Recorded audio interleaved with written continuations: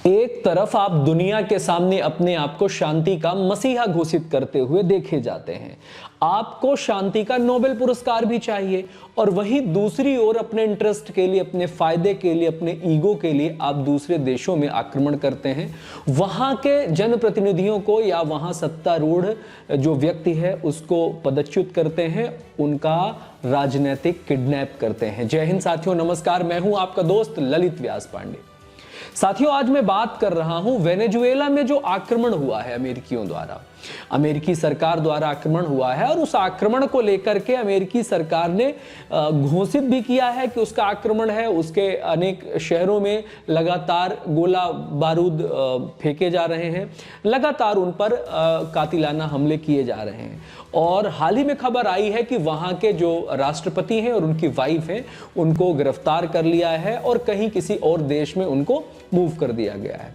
वजह बताई जा रही है उनके अधिकारियों के द्वारा कि वहां बहुत बड़े पैमाने पर जो ड्रग है, ड्रग का जो कारोबार है वो किया जाता रहा है, दूसरे देशों में या अमेरिकी देशों में ड्रग का कारोबार किया जाता है। लेकिन ये आज कोई एक नई खबर नहीं है।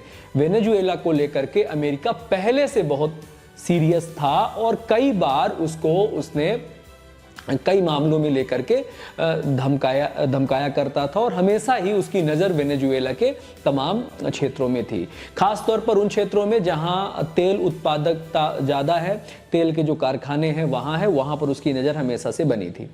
और अमेरिका हमेशा से ही ऐसा करता है। अमेरिका के बहुत करीब है वेनेजुएला, कैरेबियाई देश है, लेकिन वहां पर तेल के भंडारण ज़्यादा मात्रा में होते हैं और वहां पर उसको अपनी सैन्य शक्ति स्थापित करनी है, वहां पे अपना एयरबेस बनाना है जिससे वो दुनिया के बाकी हिस्सों में नज़र बना के रख सके। ऐसा ही वो करता है। ऐसे ही अफगानिस्तान में उसने किया था लंबे समय तक, तालिबान का सहारा लेकर के, और वहाँ अफगानिस्तान में अपना एयरबेस बनाया हुआ था और वहाँ के लोगों में अपनी वो जो इच्छा हो रही थी उसके हिसाब से वो अपनी चीज़ें संचालित कर रहा था। दूसरी एक बात और है कि अभी हाल ही में देखिए बांग्लादेश में जो स्थिरता का मामला है, शेख हसीना का स्पष्टता के साथ ये कहना था कि जो हमारे देश में अस्थिरता का वातावरण फैला है उसका एकमात्र जो जिम्मेदार है वो है अमेरिका। अमेरिका ही हर जगह अपने सैन्य ठिकाने बनाने के लिए, अपने एयर स्पेस बनाने के लिए, दूसरे देशों के साथ अपना शक्ति संतुलन स्थापित करने के लिए ऐसी गतिविधियां करता हुआ देखा जाता है। हमेशा ही जिन देशों में सरकारें अस्थिर होती हैं वहां पर जो रोल होता है, वो जो मूल रूप से रोल निकल करके सामने आता है वो इंटरनल अमेरिका का ही रोल निकल करके सामने आता है। भारत और चाइना के ऊपर इसकी लगातार नजर बनी हुई है, रूस पर नजर बनी हुई है, यानी कुल मिलाकर के दुनिया का चौधरी वही बने रहना चाहता है। वो चाहता है कि दुनिया के बाकी देशों में छोटे छोटे देशों की सहायता के साथ वहाँ स्थिरता उत्पन्न की जाए, और अस्थिरता उत्पन्न करने के बाद वहाँ पर अपनी जो प्रासंगिकता है उसको बनाए रखा जाए और अपनी शर्तों पर वहाँ पर व्यापार हो, अपनी शर्तों पर वहाँ पर बाकी चीज़ें हों। साथियों, एक और चीज है जो बहुत महत्वपूर्ण है, जो हमें समझना चाहिए। वेनेजुएला का जो विपक्ष है, विपक्ष का जो नेता है वो बहुत ज़्यादा ट्रंप के करीब है, और ये कहते हुए पाया जाता है कि ट्रंप अगर यहाँ पर हस्तक्षेप करेंगे तो वहाँ की स्थितियाँ ज़्यादा बेहतर होंगी। लगभग यही स्थिति बांग्लादेश में भी देखने को मिली, और यही स्थिति हम कई बार भारत में भी देखते हैं कि जो यहाँ के विपक्षी लोग होते हैं उनको दूसरे लोगों में की जो बातें हैं वो ज़्यादा समझ में आती है। भाई, हमारे घर की समस्याएं हम आपस में सेटल आउट कर लें, हम आपस में सॉर्ट आउट कर लें, लेकिन जब हम अपने देश की बातें बाहर ले जा करके करने लगते हैं तो यहाँ अपने देश में अस्थिरता फैलना बहुत ज़्यादा लाजमी हो जाता है।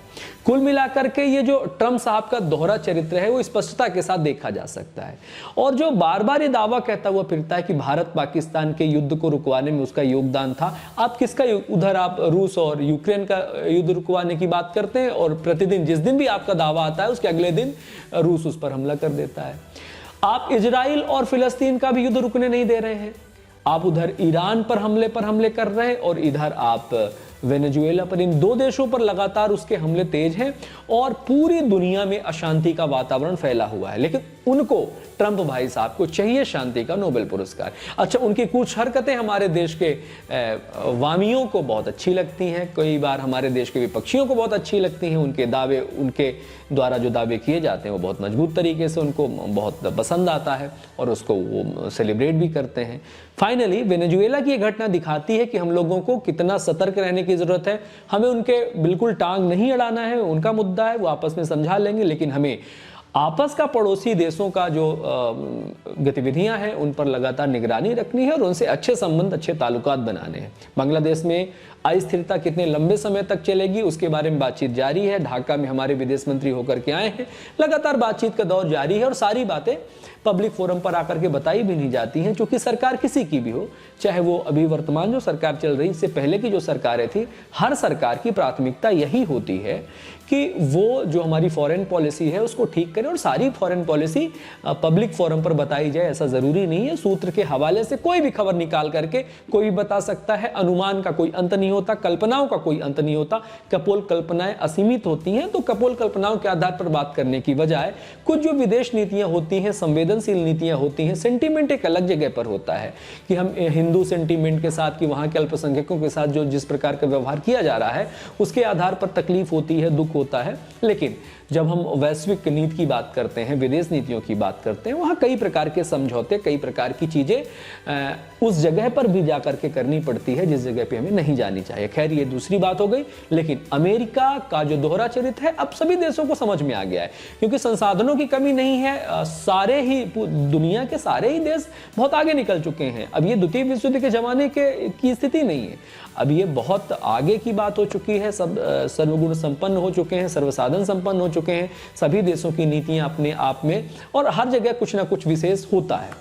तो ये वैश्विक नीति भी पूरकता के साथ चलती है। कुछ आप हमसे गिव एंड टेक, कुछ आप हमें दोगे, कुछ आप हमसे लोगे, ऐसे ही चलता है। आप अगर सोचेंगे कि अभी भी हम अपने शर्तों के अनुसार पूरे विश्व में राज करेंगे, तो अब वो कहानी लग चुकी है। ना आप पैसे के दम पर, ना आप वेपन्स के दम पर, आप अपनी शर्तों पर तो अब राज नहीं कर पाएंगे। छोटा सा छोटा देश भी अपनी शर्तें बताना चाहता है और अपनी शर्तों के आधार पर ही आगे बढ़ना चाहता है। फिलहाल बने रहिए, जागरूक रहिए, जागते रहिए, और ये जागरूकता ही, ये सतर्कता ही हमें आगे लेकर के जाएगी। परसेप्शन का कोई अंत नहीं होता है, तो हम तो ये चाहेंगे अध्ययन करें। अध्ययन करने के बाद, क्योंकि सोशल मीडिया में सारी जानकारी आपको मिल जाए ऐसा नहीं है, अध्ययन करते रहिए, नज़र बना करके रखिए।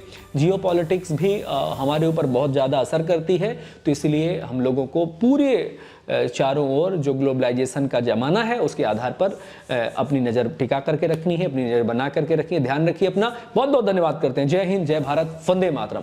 ख्याल रखिए अपना।